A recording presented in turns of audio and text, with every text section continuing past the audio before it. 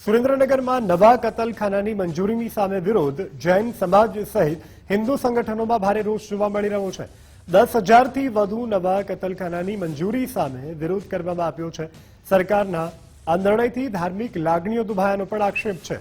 સુરેન્દ્રનગરમાં વિવિધ સંગઠનોની વિરોધ રેલી આજે યોજાઈ। આંબેડકર ચોકથી કલેક્ટર કચેરી સુધી રેલી યોજાઈ। કલેક્ટરને આવેદનપત્ર આપી ઉગ્ર રજૂઆત કરવામાં આવી। કતલખાના બંધ કરવાની સરકાર પાસે ઉગ્ર માંગ।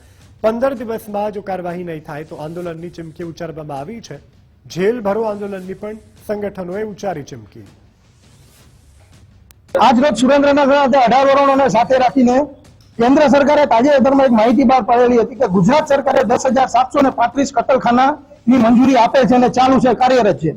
બિનકાયદેસર 2,000 કરતા વધુ કતલખાના ચાલુ છે। અહીં કાયદેસરની માહિતી કેન્દ્ર સરકારે બહાર પાડેલી છે। ચોંકાવનારી માહિતી અહીં મહાનગરપાલિકાની અંદર અમારા એક ગૌરક્ષકે માહિતી માંગી હતી કે સુરેન્દ્રનગરની અંદર મટન શોપ નહીં કેટલા કાયદેસરના શોપ ઓફ લાયસન્સ આપેલા છે, ત્યારે મહાનગરપાલિકાએ એવી જાહેરાત કરેલી છે, લેખિતમાં આપેલું છે કે એક પણ મટન કે માંસ મટનની દુકાનને શોપ ઓફ લાયસન્સ આપવામાં આવેલું નથી। ત્યારે ખુલ્લેઆમ શ્રાવણ મહિનો ચાલે છે, જૈનોના પવિત્ર પર્યુષણ આવી રહ્યા છે, ચાતુર્માસ ચાલી રહી છે, ત્યારે ખુલ્લેઆમ તમામ જગ્યાએ અત્યારે માંસ મટનનું વેચાણ થઈ રહ્યું છે। અમે 10 દિવસ પહેલા જ રજૂઆત કરી હતી ઝાલાવાડના તમામ જીવદયા પ્રેમીઓ દ્વારા કે સુરેન્દ્રનગર શહેર, ચોટીલા, યાત્રાધામ અને ઝાલાવાડના તમામ લીંબડી, ધાંગધ્રા, ચુડા, રાણપુર જે કાંઈ શહેરો આવેલા છે તેમાં આજ બિનકાયદેસર કતલખાનાઓ વર્ષોથી ધમધમી રહ્યા છે। આજ હિન્દુ ધર્મનો પવિત્ર શ્રાવણ માસ હોય, આગામી સમયમાં પર્યુષણ આવતા હોય, સનાતન ધર્મના જ્યારે તહેવાર આવે છે ત્યારે પણ આ કતલખાના ધમધમી રહ્યા છે।